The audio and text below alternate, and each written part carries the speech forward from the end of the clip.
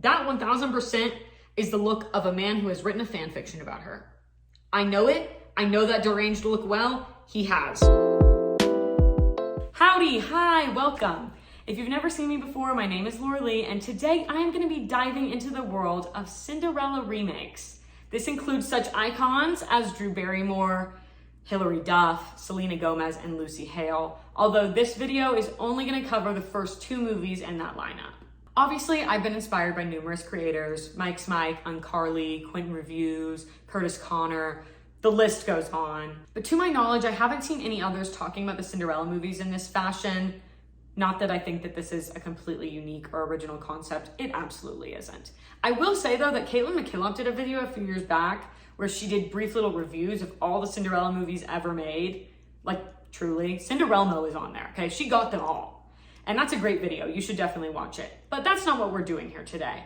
I just want to recap the plots of a few of the ones that I really love, joke around a little bit, distract us from the ever-present turmoil of our daily lives, and ultimately have some fun. Girls just want to have fun. Let me have fun. Also, a quick heads up, this video is going to vary widely in terms of lighting and audio, and honestly my own appearance. If that bothers you, I'm really sorry. When I started this video, I was using a ring light.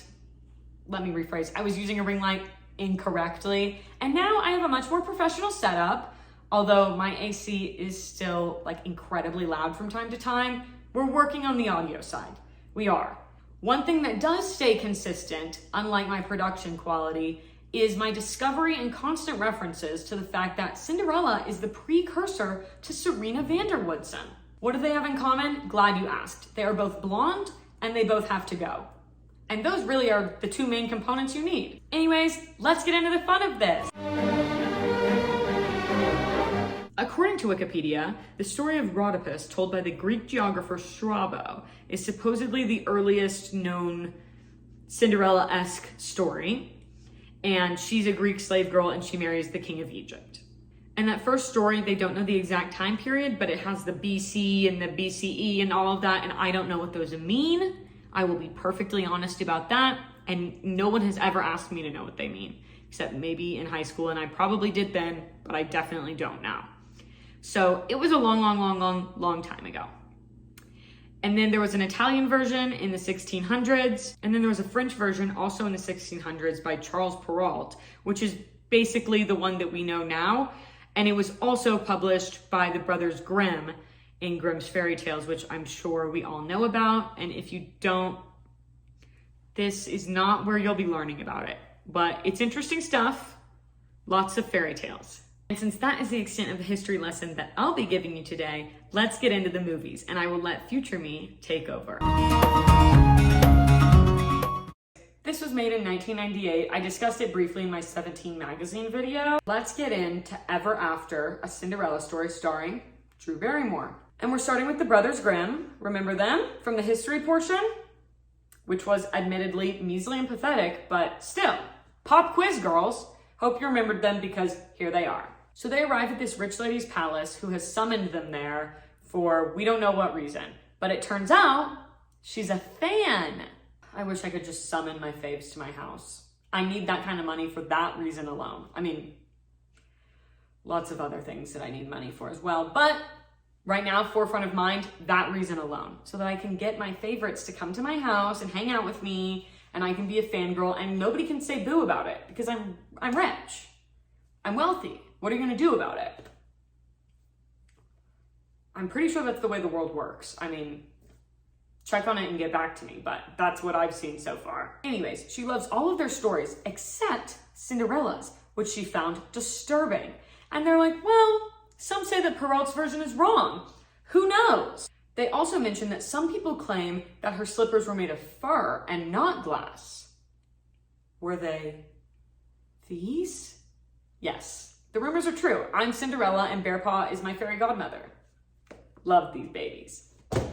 Anyways, I think fur slippers seem like a much more practical option. And at this point, I was like extremely hopeful that we were gonna see Drew Barrymore donning some Ugg slippers in this video. It doesn't happen. I hate to disappoint. It doesn't happen. We don't get it.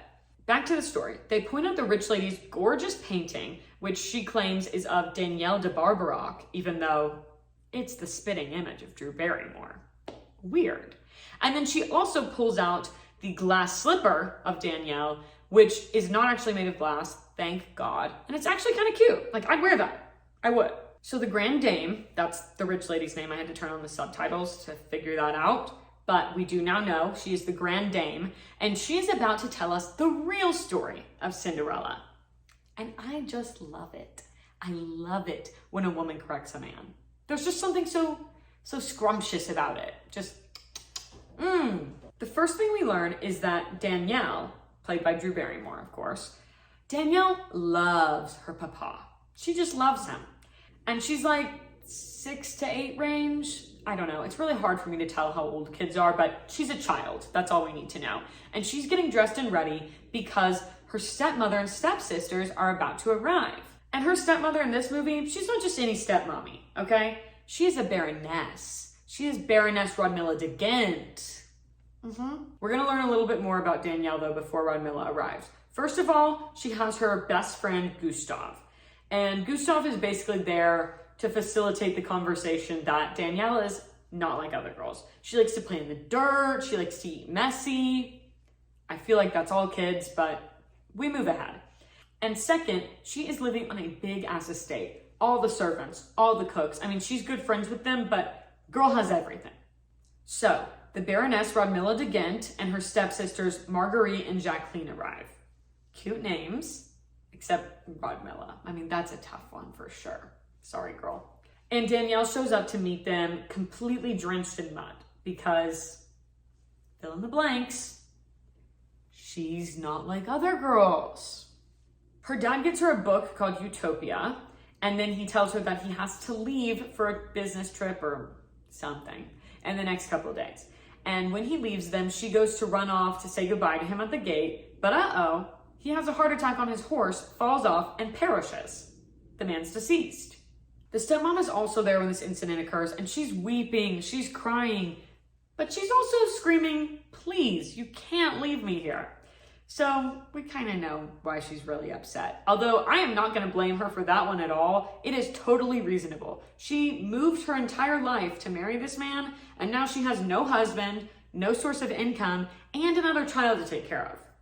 That's objectively a pretty rough position for a woman in the 1600s, which is where she's at right now. I mean, maybe she has some kind of money because she's a baroness, but I don't think it's a lot. And trust me, by the end of this movie, she will drive that family into debt. Don't worry about that. She can't handle her money at all. So on the princess side of things, we're dealing with King Francis, who has already signed off his son to marry the Spanish princess. Unfortunately, this boy is unruly. And also, apparently, recurringly escapes from the palace, Rapunzel style, with a rope from his window. But not made of his own hair, of course. Back at Danielle's house, she has grown up and now reads the book that her dad got her, Utopia, all the time. And also does the household chores with the servants. But one day, she's picking apples, and suddenly, the prince pulls up on her deceased father's horse, which he has stolen while on the run from his castle and wealth and status. And Danielle is pretty pissed off by this, so she aims right for that man's head and hits him square in the face with an apple. He falls off the horse, and then she continually pelts him with apples for a while. But then she sees that it's actually the prince, so she moves quickly from pelting him with apples to begging on the ground for forgiveness. But he says, whatever, it's fine, I won't kill you, just don't tell anybody about this. And he even gives her some coins before riding away on her father's horse. So she has some coins, that's nice. At this point, we also get a glimpse into the household, where the stepsisters are being bratty about their breakfast, and their mom, the Baroness, is lecturing them on their tone. Do you know how many times I was lectured on my tone as a child? Too many to count. But did it ever take effect? No. They also mention their jealousy of the Spanish princess and how they wish that they could be in her shoes. And then the stepmother says, and I want you all to listen very closely to this. She says, nothing is final until you're dead. And even then, I'm sure God negotiates. That's my new motto. Anxiety, depression, whatever else may be twirling around in my mind, gone. Be gone. I'm about to be the most happy-go-lucky person you've ever seen. because God negotiates, and that's what I needed to hear. After years of Catholic guilt, that's what I needed to hear. Even though I should have known through history that God clearly negotiates. All you need is a little cash with the Catholic Church. Am I right, ladies? Yeah! So, that should soothe all of your souls, if the Catholics are right, at least. If the Mormons are right, most of us are screwed. Unfortunately, though, we are not allowed to like Rodmilla because we do learn that she sold one of her maid's husbands in order to pay her taxes. The maid's husband was also part of the household, and I'm pretty sure that's why Danielle is doing more of the chores. I'm not really sure who she sold him to. It seems like the kingdom or some sort of royalty. But regardless, not great behavior and not something that we can support. But I'll remember those words. Then Danielle serves them breakfast while they berate her. Well, not the nice sister, Jacqueline. She's like kind of nice. Marguerite, on the other hand, tells her that she smells like a pig and also calls her cinder soot because she likes to read by the fire. Sue a girl for wanting to be cozy, am I right? Also, the stepmother says that people who like to read just can't think for themselves. So book talk is canceled. Actually smited down, single-handedly, by Rodmilla the Baroness, found dead in a ditch. Sorry, put down the fairy smut and have an original thought, sheeple. Rodmilla also asks Danielle to start trying harder. And she says she does try. She's trying hard, and all she wants to do is please her dear stepmother. But now, in addition to smelling like a pig, according to Marguerite, she also reeks of desperation now, and Rodmilla is so not into it. The prince, meanwhile, is still in the act of running away, although he does stop to help an old man whose prized possession painting has been stolen by thieves on the road. So he goes running after the thieves, which results in him being thrown off a cliff into water. But no worries, he's fine, okay? He's fine. And the painting turns out to be the Mona Lisa. Yes, Leonardo da Vinci is a character in this story. He's actually a prominent character. And the prince also happens to be a huge Da Vinci stan. Like, he is obsessed with this man. The man that was sold by Rodmilla to pay off her taxes is named Maurice. And Danielle is absolutely scheming to get him back because Rodmilla is way too focused on buying jewelry and driving them into debt. So her plan is to dress up like a noblewoman and go to court with the money that the prince gave her and buy Maurice back. And Gustave, her friend, is helping her with this. And by the way, Gustave is totally in love with her. There's like serious tension. He's like oohing and awing when she puts on a dress. You know exactly what I'm talking about. They never tie up that plot line, obviously, because she marries the prince. Spoiler alert. But like, I know a friends to lovers plot when I see it. It was there. They just decided to do nothing with that. I don't know. Da Vinci's number one fan, the prince, was finally hunted down by the guards while he was trying to help Leonardo, ironically. So he's gonna go back to the castle. But first, he needs to return the horse he stole. So he heads back to Danielle's house, and the stepmother and stepsisters are all over him. But it's working. He's interested in Marguerite. Yeah, he's interested in her. I bet you didn't expect that, but guess what? These men will fall for anything. So you should have expected it. It's way more true to life this way. I really think so. Back on Danielle's storyline, she heads to the palace in her royal getup, and she finds Maurice being auctioned off, and she tries to stop it, but too late, he's been sold. She is putting up a fight though, and just when the guards start harassing her, the prince shows up, and he's like, what the hell is going on here? She then makes an impassioned speech about governments that do not help their people out of poverty, but then complain of high crime rates, and she says, you raise thieves, and then you punish them. Danielle has her finger on the pulse, okay? Little Miss Advocate. My God. So then the prince is absolutely obsessed with her because she's passionate and kind. So he starts pestering her, as men do. They find somebody they like and they start pestering the hell out of them. Some call it persistence. I call it annoying, but whatever. Eventually she says that she is visiting a cousin and that her name is the Comtesse Nicole de Lecrae, but that is actually her mother's name. Then Danielle reunites the old servant couple, and yes, I did shed a few tears. It was beautiful, okay? Beautiful. And then her stepmother reprimands her for calling the prince a thief, but she doesn't know about the apple throwing, so it could be a lot worse. On the other side, the prince is being locked in the castle due to being a menace and always trying to escape. He doesn't care though. But we do learn that the ultimate threat is being sent to America with the criminals. Okay. Hey, I am not going to sit here and say that I don't see his point a little. It ain't great here all the time. The Patriots are about to be flying in the comments section. Hey, see if I care. And I would be absolutely remiss if I did not share one of my favorite lines from this film. Do not mock me, boy, for I am in a foul disposition. And like, that is so me. Who hasn't been there? Who hasn't been there? Do not mock me, I'm in a foul disposition. I'm gonna start using that. And then the king gives him a compromise. He is going to throw a masked ball. Masked? Why is that so hard for me to say? Masked. Masked. I don't have the crispy K's. He's throwing a masquerade ball for Da Vinci in 5 days. So, at that ball, at midnight, the prince has to announce his engagement to whatever woman he selects, or he's gonna be married off to Spain. And the king and queen, they are really tickling me over here. Tickling me pink. Choose wisely, Henry. Divorce is only something they do in England. That is funny. That is funny. I love Anne Boleyn and I hate a political murder. As much as I'm loving this movie, I have to be honest, and I need to say something that may be hard for some to hear, but I might as well just say it now. If they wanted Drew, they should have used American accents. And if they wanted British accents, they should not have chosen Drew. I hate to say it, I really do, but it's true.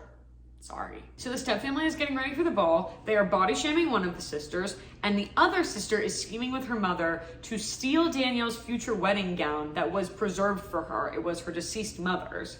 But they have nothing better to wear than this precious family heirloom. Unfortunately, Danielle does catch them in the act, so they play it off as if she's gonna go to the ball, and she is thrilled about this. But the sister who's being bullied, she's kind of on to them now, and she's realizing that they suck. Then we see that the prince and Da Vinci are having a conversation about love and soulmates by this river. Then Danielle goes for a dip in said river and they meet again. And their thing in this movie is kind of like bickering, so they do that for a little bit and then she has to go back to be a servant. I have to go. And back at the house, she overhears that the prince has freed all of the men from servitude and has set a decree that they all now need to be compensated for their labor. Revolutionary. And everybody is talking about Danielle because he was so obsessed with her. Oh, and also we discovered that we have a little side quest, a little detective work needs to be done in the background because valuables are going missing from the home. So there is a thief in our midst. Who is it? We will find out. The next day, Danielle is working in the market when this mega creep shows up who apparently buys stuff from their farm regularly. And he makes a play for Danielle, even though he openly acknowledges that she is half his age. Don't you have something better to do? Anyways, she says no. Ew, disgusting.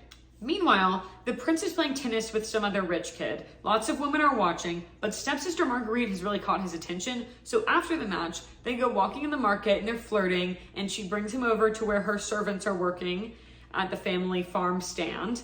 And Danielle is there, but she doesn't want to be seen by him, so she throws a chicken into his face. Can't blame her for that one. When they get home from the market, Danielle and her stepmother have sort of a heart-to-heart, but the kind that you have with like an almond mom where everything's feeling very backhanded. For example, Rodmilla says, "Oh, you look so much like your father." Of course, your features are very masculine. That's the vibes, very much. Later, Danielle is hanging out in the field with Gustav. He's painting and she's flying Da Vinci's kite, which she presumably stole off of him. And the prince comes by yet again. Gustav informs him that the Comtesse, aka Danielle, actually lives with Marguerite. Bit of a sticky little tricky situation for the prince, considering that he's interested in both of them. But good news for him, according to Gustav, Danielle is at home alone right now.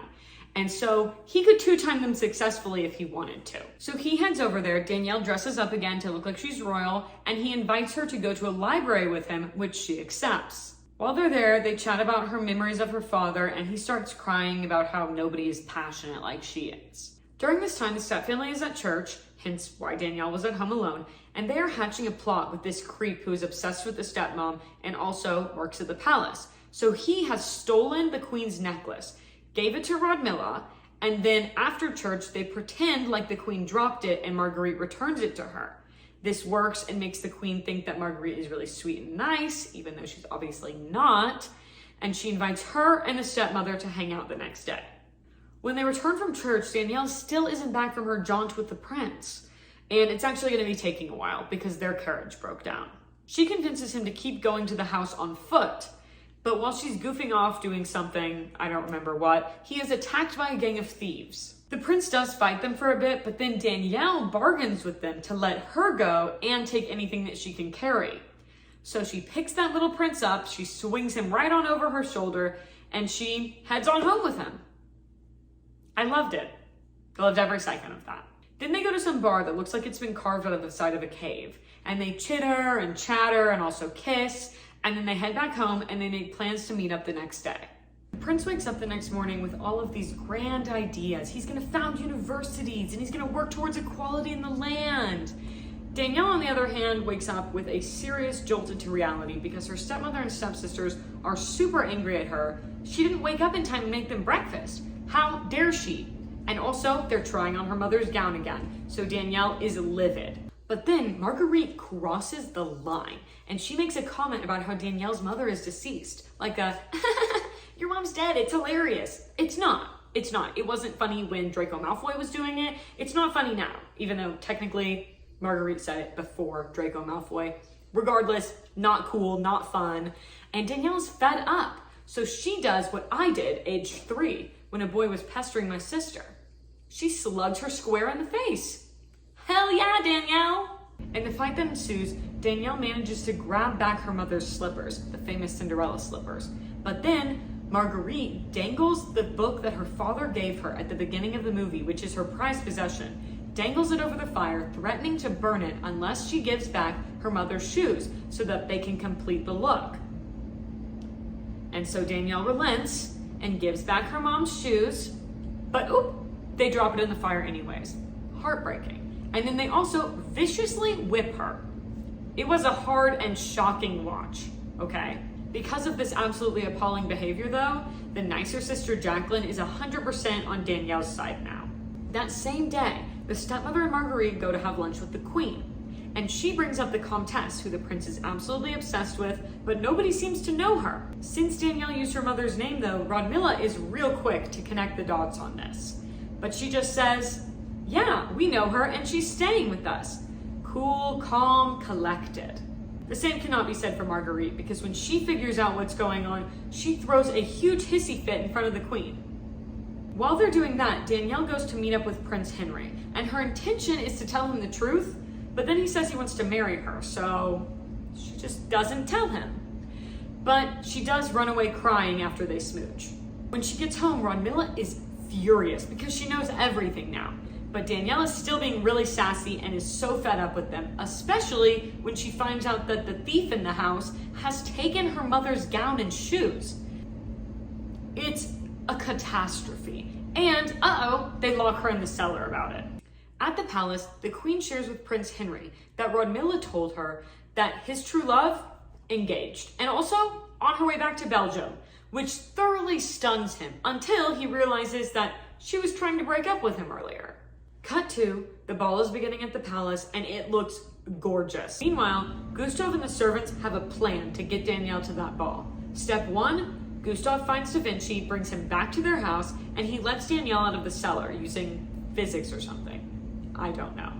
She's resistant at first, but he says that the prince will understand. Step 2, she's dressing in her mother's gown and slippers. I thought that they were stolen, but apparently not sure where they came from. Cut back to the palace. The king apologizes to Prince Henry for being so harsh, and he's on board with the university idea. Yay! Onwards with the plan, Danielle heads to the ball where Jacqueline, the nice sister, has found herself a man, and they're both dressed like ponies, and they seem to be really into that.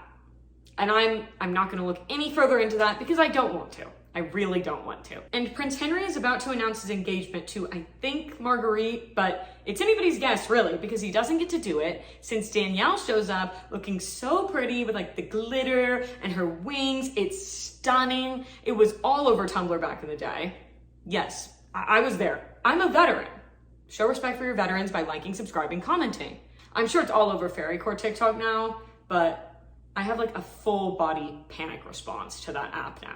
I took a break from it, and I don't know if it's the shop feature or the incels in my comments, but now it's a visceral reaction that I cannot shake. Back to Danielle and the stunning wings that Da Vinci made for her. the stepmother breaks one of them because of course she does, and also exposes her as a peasant, which makes the prince livid. He is now disgusted by Danielle and rejects her. Oh, you thought he was different because he said all that stuff about equality earlier? How naive. I told you that this movie was true to life. He throws a huge hissy fit and he rejects her because she's beneath his station. She runs off in tears, but does leave a slipper behind, of course. And Da Vinci obliterates Prince Henry with a lecture. It is scathing. He does not take it well at all, but now it's got him thinking. Unfortunately, whatever thinking he's doing, it is not happening fast enough because Danielle is now being married off to the creep from the market. It turns out that Baroness Rodmilla was the thief of the house. She was selling off all their stuff to the creep from the market because they needed the cash. But now, since they think the prince is probably going to come over to propose to Marguerite because things didn't work out with Danielle, they need all of that stuff back so they look rich again. So they've decided to make an exchange with the creep for Danielle. And then she is promptly kidnapped, essentially. At first, it doesn't seem like the prince is going to go save Danielle at all because he's getting married. Not to Marguerite, but to the Spanish bride who is absolutely wailing at the thought of spending her life with him. And that's so reasonable, and I get it. What I've seen from this man, I didn't love. So Henry decides to release them both from this marriage, and wouldn't you know it, the Spanish princess has also fallen in love with a commoner. And Henry is now setting off to find Danielle, which is off to a great start because Maurice and the nice sister clue him in on the fact that she has been sold. While he's on his way though, Danielle is almost attacked by her captors. She has to whip out swords and threaten to slice him, but then he just completely lets her go. Frees her. She's 100% free now. I guess she was too much of a hassle, too much of a live wire, that one. And that's actually another lesson that this movie teaches you, which, not to brag, but like, I have been living this truth my whole life. Be intolerable. It's the best way to stay safe. I mean, get self-defense classes, get pepper spray, etc., etc. But being a nuisance, being somebody that people just do not want to deal with, it's a pretty effective way to stay safe as well. And as she walks out, free at last, from her like 3 hours of captivation, sorry, not to belittle her struggle, but it was definitely less than a day. She walks out and she finds Prince Henry there, ready to save her. Kind of too little too late, but I guess it's the thought that counts. And he returns her shoe and apologizes to her and proposes. The classic apology/proposal. They always do it in TV and movies. It bothers me so much. What is romantic about that? I hate it. If you have to apologize to me for something you did, it's absolutely not the right time to ask for my hand in marriage.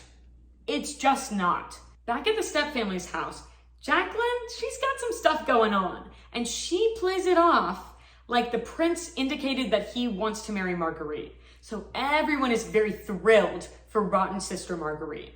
And even more thrilled when they find out that the king has requested their presence.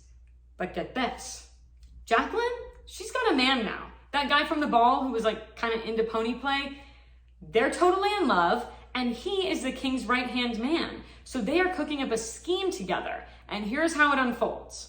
The stepfamily shows up to the castle, they're all giddy, they're all excited, and Rodmilla is immediately confronted with her crimes. Her lying, conniving ways are put on the table, and they are told that they are being stripped of their title and voted off to the Americas with the criminals. Unless anybody at all can defend them like even a little bit. And there was dead silence. But then Danielle shows up, and Little Miss Not Like Other Girls is queen now. She is the queen of the land. And she says, I guess since you're my stepmom, I won't send you off to America with the criminals, but you'll be a servant for the rest of your life. And then we see that Da Vinci has finished a painting of Danielle, the one that the Grand Dame had in the beginning, and Danielle and Gustave are still BFFs, even though they still have really weird flirty vibes.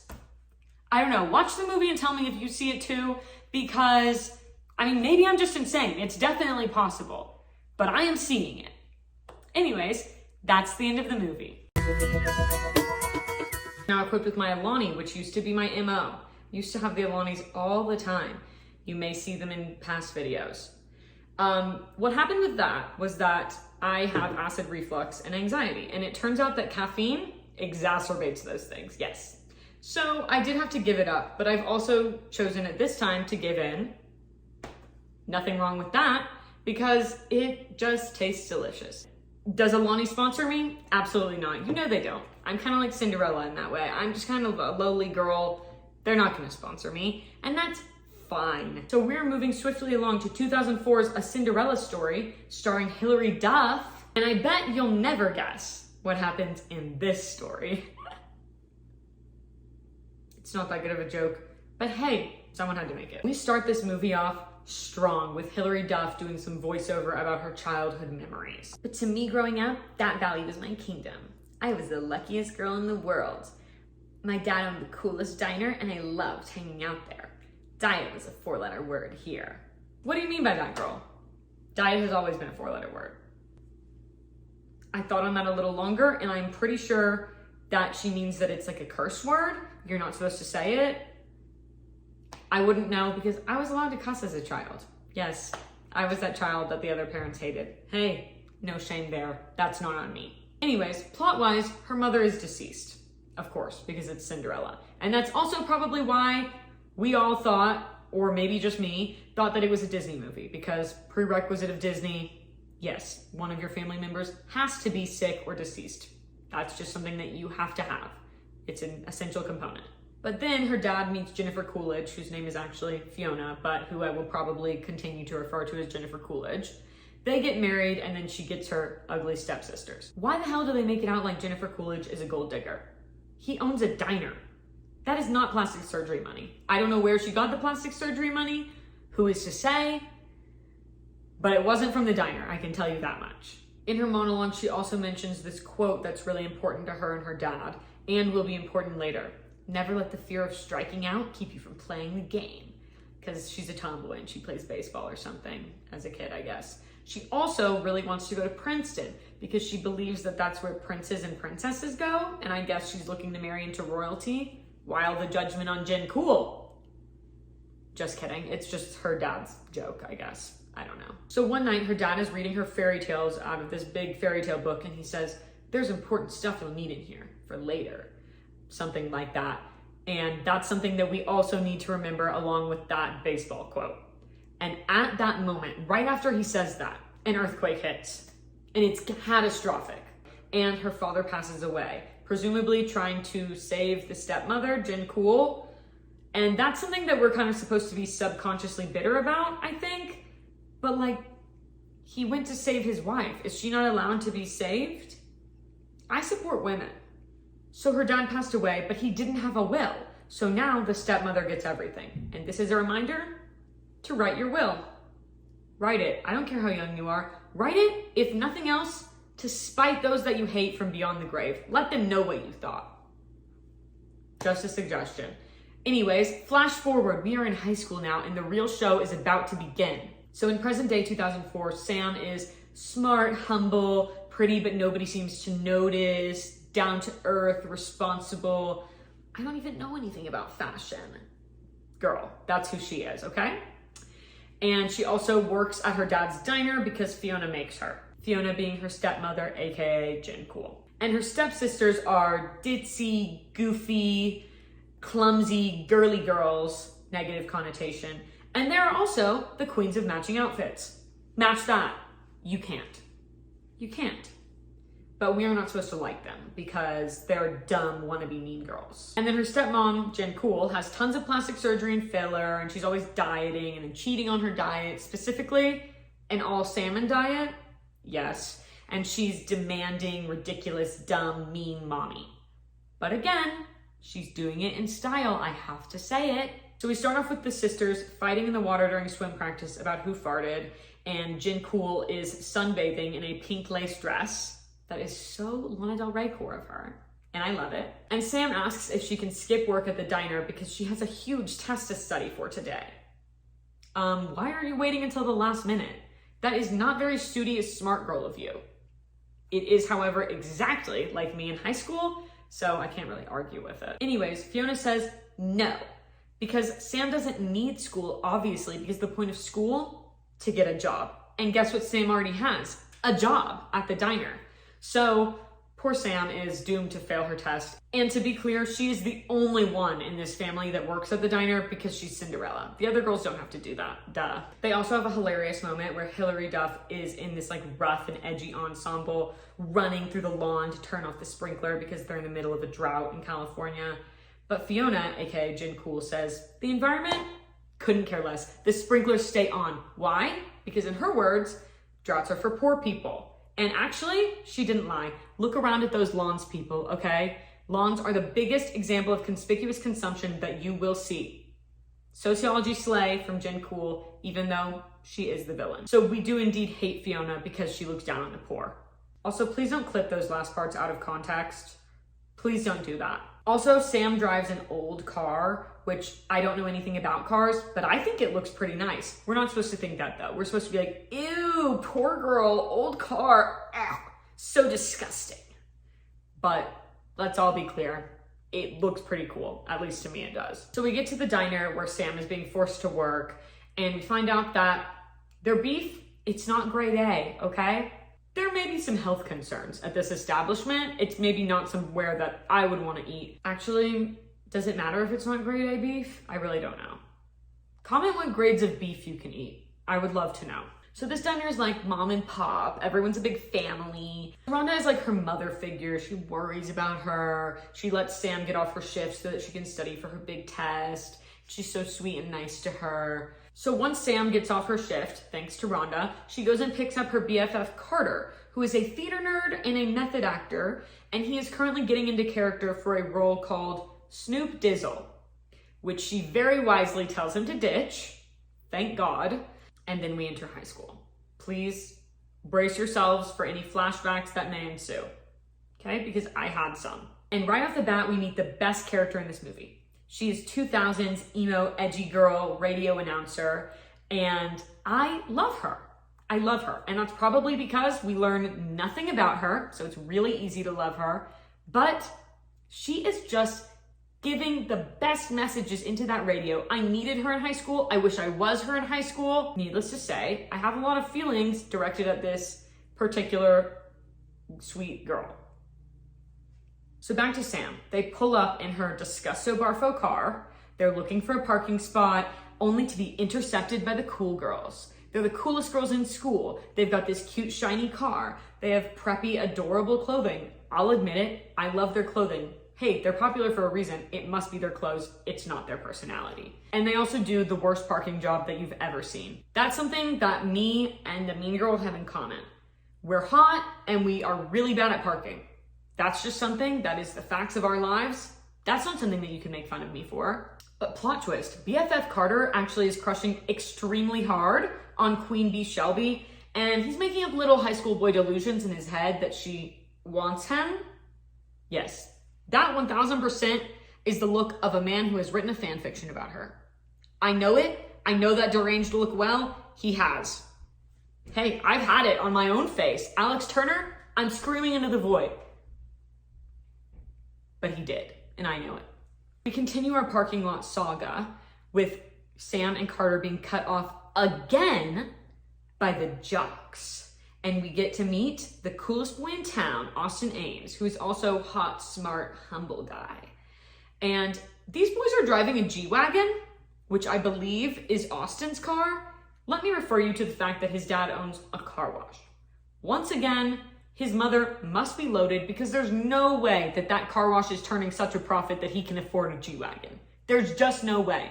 I don't know what his mother is doing, but she is making it work for that G-Wagon. And the parking lot situation gets even worse because now we know that Shelby, Queen Bee, and Austin Ames, coolest boy in school, are a dynamic duo power couple and also living rent-free in the minds of Sam and Carter. Sam is so disgusted by him, but also extremely into him, very obviously. Then henchman girl number 1 of Shelby's calls out Sam and Carter and calls them the stalkerazzi for staring at them.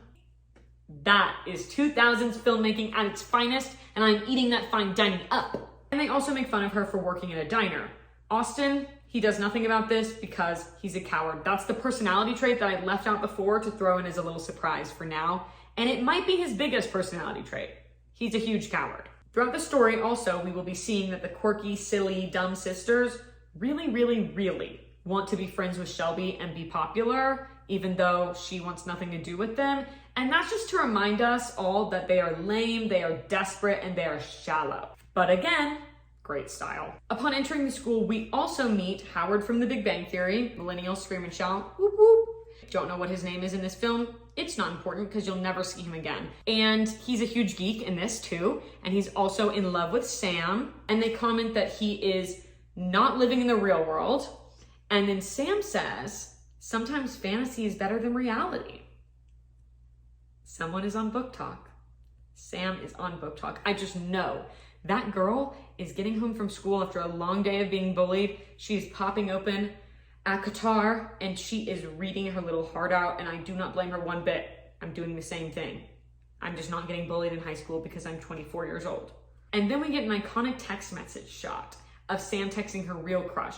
We don't know who he is, but we do know that he goes to this school because they are shit-talking a teacher together. Teachers are the strongest in the world. I would live every day knowing they're shit-talking me, and I couldn't do it. You're brave. You're brave.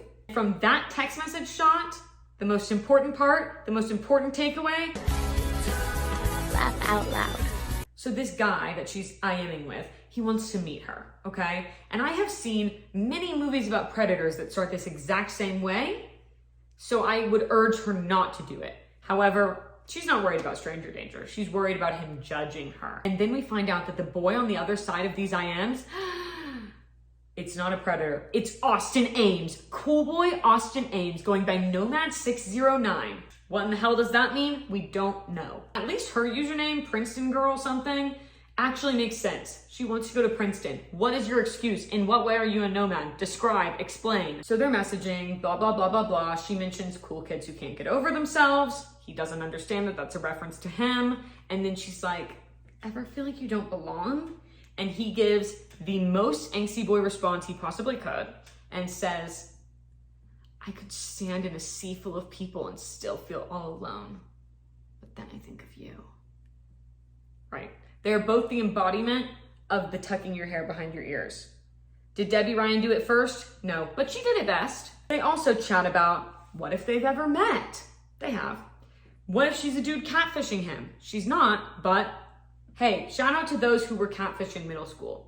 I see you, I know you're out there, I hear you, and I stand with you. So Austin's story is that he wants to go to Princeton and be a writer, which he sucks at, by the way. But his dad already has a 5-year plan for him, so too bad. What is that plan? We will find out later. And then, oh my God, he messages her, I think we broke our record for amount of time talking, and he winks at the screen. This is not video chat. She cannot see you. You are acting like a creep on omegle.com. Please refrain from winking at screens. Please. He then quotes Tennyson, which was incredibly lame to watch, and then he asks her to meet him in the middle of the dance floor at midnight at the Halloween dance, or something like that. That's what it is, okay? I don't know if it's really a Halloween dance, but they're all in costume. We'll get to that. But our girl Sam is fearing, she's worrying, she's fretting. What if he doesn't like her once he finds out who she really is? The gorgeous blonde girl with intelligence and a heart of gold. Oh no, he's gonna hate her. But BFF Carter says that he'll take her to the dance so that she doesn't have to be there alone if he rejects her. So now we go to the car wash where Austin's dad works. As I mentioned before, his dad works at a car wash.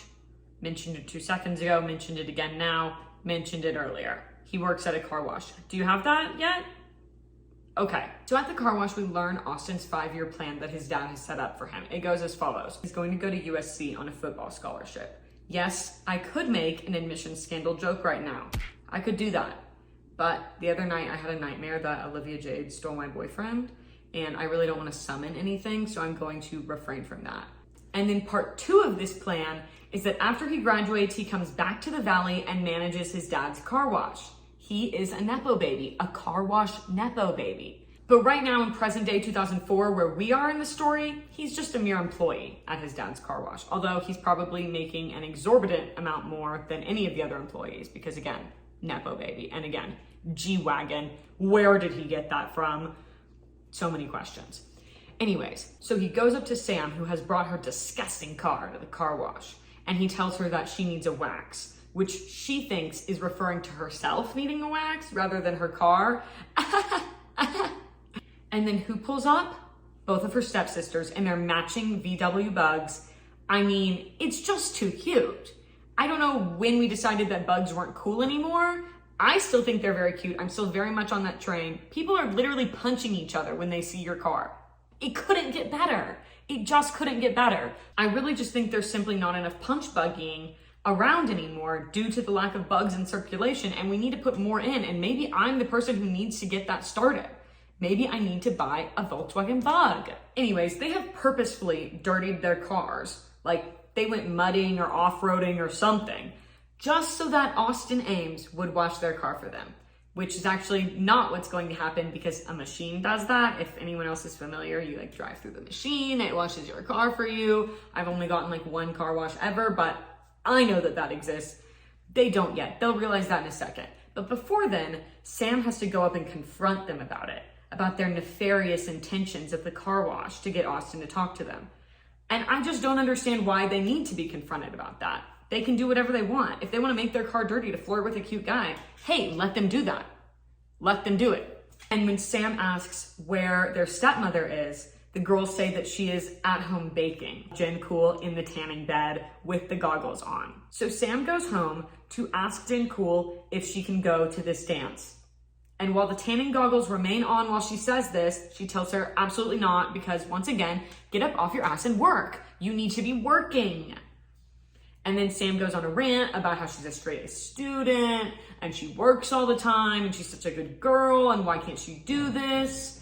And then we get Jennifer Coolidge's iconic line that has survived the test of time and will continue to, because truly it's historical in nature. Something I've always wanted to tell you, and I think you're ready to hear it. You're not very pretty and you're not very bright. Shoot to the diner.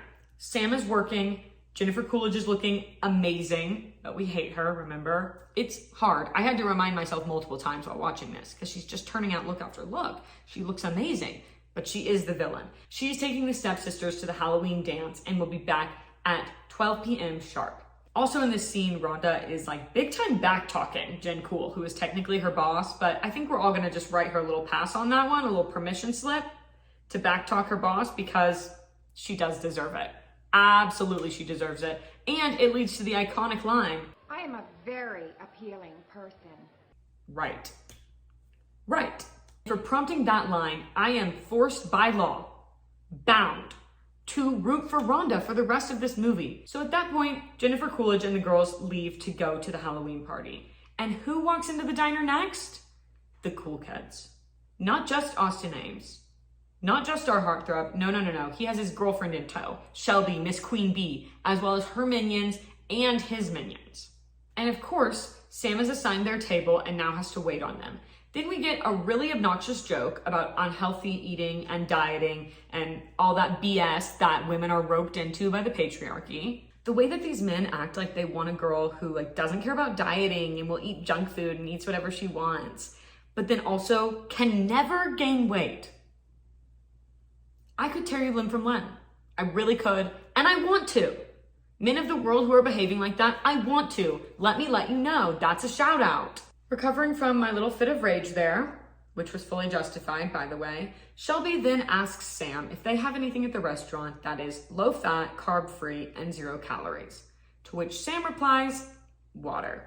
And she's not wrong, and all the boys laugh, but hey, let's get this girl some help, because I think she needs it. The cool kids then bully Sam some more because she doesn't know what Voss water is. So obviously she's the lamest person to ever walk the earth. And we also learned that Shelby will not be tipping her at all. She still needs help, very clearly, with that order that she placed. But come on, you're really not gonna tip? That's okay. Austin then asks Shelby to go speak in private, but she doesn't want to do that.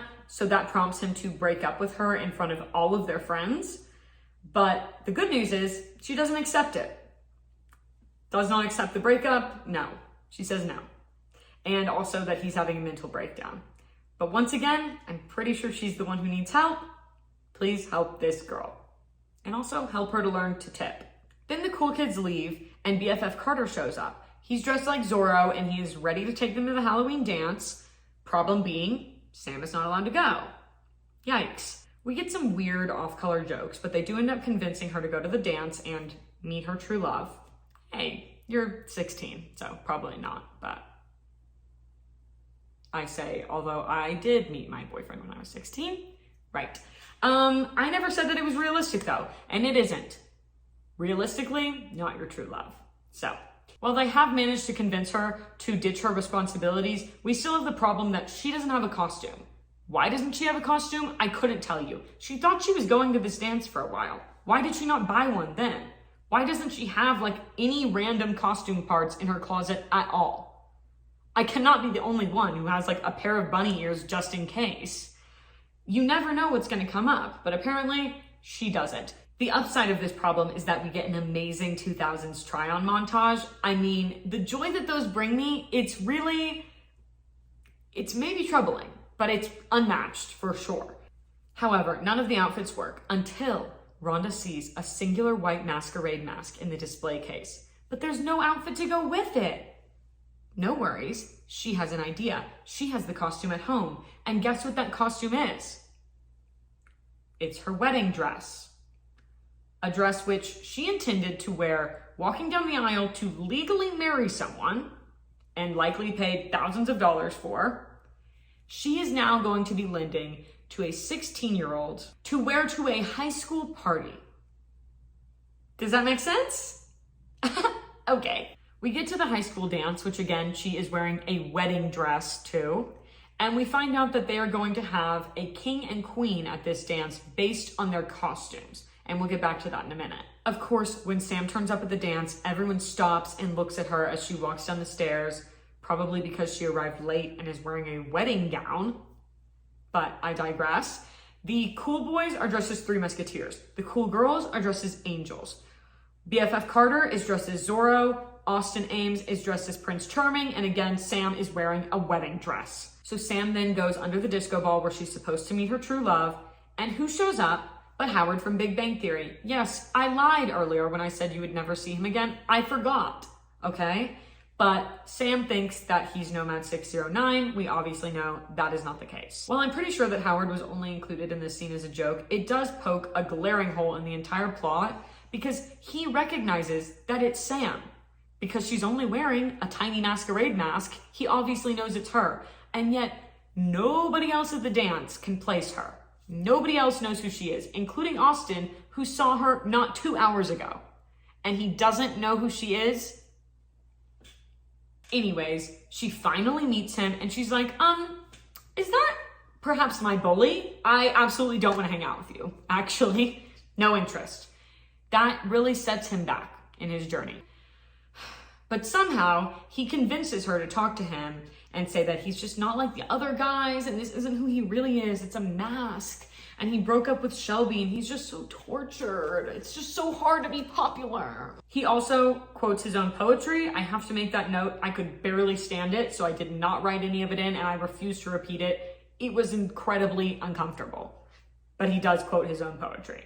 They then go for a walk outside and now we're playing 20 questions in the courtyard where it is extremely well lit and he still can't tell that it's her. Still. And on their way out, BFF Carter sees, so he now knows that Prince Charming is Austin Ames too. Very shocking. Back to the 20 questions, which is basically just him interrogating her. We learn that she was not disappointed to find out that it was him, even though he's her bully. She did vote for him for student body president, even though he's a bully. And she would prefer a Big Mac to a rice cake, which is super impressive to him because he likes a girl with a hearty appetite. And that question also apparently narrowed down his search for her a lot because most girls would choose a rice cake. He doesn't know that. He's judging these girls entirely on nothing. He does not know their preference. And you know what? Justice for rice cakes. Girls with sensitive stomachs, we understand the beauty of a rice cake, okay? Not everybody can eat a Big Mac and just be feeling okay. That's a luxury that not all are provided. Austin. Back inside the party, Miss Queen Bee Shelby is being preyed upon by one of Austin's scumbag friends. So BFF Carter steps in, saves her, then engages in an epic fight scene with said scumbag friend, which by hook or by crook, he does win. okay? He knocks that man unconscious, and I have no sympathy for him. I don't care. Now that Carter has saved her, and since she still doesn't know his identity because he too is wearing a tiny mask, which doesn't hide anything, but for some reason, for all of these characters, it does.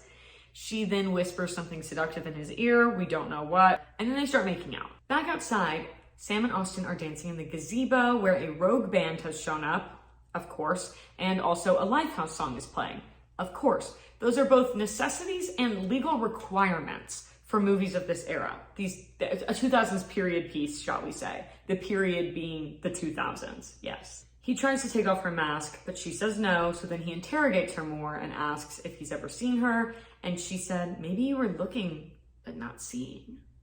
So, in my experience, that's that he's been dissociating this whole time. Maybe not. Maybe he's just kind of zoning out, who's to say, but we know that he is not aware of her existence to this very moment. So she says that she's glad that she came, they talk about hanging out more, and then he's about to pull up her mask, and it seems like she's actually gonna let him this time. But tragically, she has to go. And then it is announced that Sam and Austin have won Prince and Princess, although they don't know their identities, but they're the chosen couple. It doesn't matter. And it extra doesn't matter because Sam is already running out of the building like a bat out of hell, except, oh wait, she has dropped her phone, which was very securely placed on the strap of her high heel. I wonder how that could have happened. We want to question their logic and their intelligence many times in these movies, and we just have to suspend our disbelief. Who knows why she made that really horrible choice, but she did. Jen Cool has just gotten a round of Botox, so we get some more iconic lines from her before the stepsisters look over at a red light and see Sam and Carter sitting in the car next to them, and Sam is still wearing her Cinderella outfit. Now they're in a high-speed race back to the diner so that the stepmom and the stepsisters don't catch her. And they don't, but they do endanger the lives of many along the way.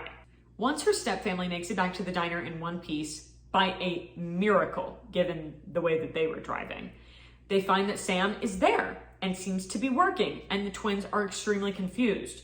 But if they had just looked at her hair, they would have connected the dots instantly because it is still perfectly curled. Side note, Carter's dad's car that he took to the dance so that they could be in a cool car and not Sam's ugly, disgusting car, that car, it's destroyed. It's not important to the plot, so who cares, but I'm just saying it is. When they go back to school, they find that Austin has put up flyers everywhere looking for Sam. It's really strange behavior. We're not supposed to question it, and nobody else seems to be. It's very strange behavior, okay? He also makes many more comments about how she's not like other girls, because as we know, all other girls are shallow and deceitful and horrible human beings. And she's different. She's just not like other girls. And we learned that while he did find her phone, he can't get into it because he doesn't know the passcode, and he also knows nothing about hacking because he's just a dumb jock. And he's obviously never used an amiibo hack on Animal Crossing to get the villagers he wants. Probably because he's not as cool as me and doesn't need villagers like a life force. Anyways, while he isn't able to get into the phone, he is able to see all the notifications from the text messages that Fiona is sending, ordering Sam around. Meanwhile, Sam is trying to keep her head down and keep out of the drama because she's not like other girls, okay? And she doesn't want any of that drama.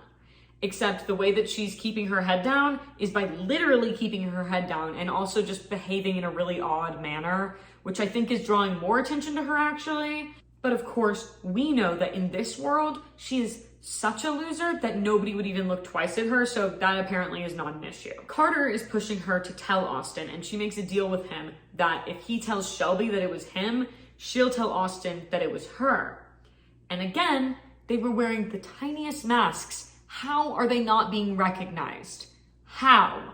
So Carter does reveal himself to Shelby. She is embarrassed, she is disgusted, and she decides to lie to him and say that the only reason that they kissed is because she was not in her right mind due to drinking an entire bottle of NyQuil. Please get help, girl. You are lucky to be alive. I don't actually know that for certain, but I feel like that's a pretty reasonable guess that that amount of NyQuil really could do horrible things to you. Please don't do that to yourselves. She definitely did not do it. Meanwhile, Austin is undergoing trials and tribulations to find his Cinderella, and you would think that he was a celebrity by the way that these girls are acting around him when he's supposed to be just a high school boy. I have never seen girls respond this way to a high school boy. Now, to Chad Michael Murray, perhaps. He did date a high schooler. He did. That's not a joke. He really did date a high schooler. And they might still be together, I don't know. And this is actually a good time to bring up that they also make a joke about the principal liking one of the students. High schoolers, children, get a hold of yourselves. Then we see that Fiona has received Sam's acceptance letter from Princeton, but that cannot happen. So she's going to forge a rejection letter. That's her plan. Our next scene is Sam in her room writing an essay for her stepsister when she is called downstairs. So her stepsister takes this as the perfect opportunity to snoop on her computer. I can't blame her. I was in high school once too, and I was snooping. We were all snooping in high school. Don't lie to yourselves. Anyways, she does figure everything out. She figures everything out, mostly because Austin cannot help but say his full name in every single message, it seems. What did you think of me when you found I'm Austin Ames? Are you mad at me because I'm Austin Ames? Did you want to be a little more discreet? Maybe? Speaking of Austin, he also got into Princeton, but is waiting for the right time to tell his dad. Now, since the stepsisters have uncovered that Sam is Cinderella, they now have the perfect chance to ensnare Austin by pretending to be Cinderella. The problem being, they don't know that she dropped her phone, so mission failed. We then get an amazing car wash montage of the sisters fighting, and then they end up on someone's car and they go through the car wash. The 2000s knew how to make us smile. They knew how to keep things light and fun. I had such a good time. I was 5, nothing bad had happened yet. And I miss it. And I want them to bring back car wash montages or something similar. Keep it ridiculous. Keep it fun. That's all I'm asking. Later, Austin comes into the diner looking very contemplative and down. And Sam is really nervous to see him there. She's like, yes. She goes over and she takes his order, and then he starts venting about his dad, and she decides she's gonna help him along the way with this revelation. So she's saying stuff like, yeah, it's like they don't even really know you, and it's like you're wearing a mask. Could not be more obvious, but he doesn't get it because he's a clown. And then right when she's actually going to just flat out tell him, Miss Mother, Miss Stepmommy, she runs in, and she needs attention urgently. That's relatable. I also need attention urgently. Unfortunately, this leads to Austin leaving. Womp womp. At school the next day, the stepsisters are cooking up a plot most devious. They bring the IMs to Shelby. They tell Shelby that Sam has launched this Cinderella plot in order to steal Austin from her because she's just so jealous. She's so jealous, and she needed her man. Part 2 of the plan, the stepsisters go to the gorgeous, lovely, amazing goth announcer, and they have her say over the intercom that Austin wants to meet Cinderella after the pep rally to chat. And Sam is finally ready to confront her fate. Flash to the pep rally. Cheerleading stunts are being done on just the tiniest stage ever. It seems really dangerous. And Austin's dad says that if he plays well in the game this week, he can definitely get into USC. But we do not have time to commiserate with him on this Varsity Blues plot to get into USC because we have a skit to watch, and it's being put on by the cheerleaders right this minute.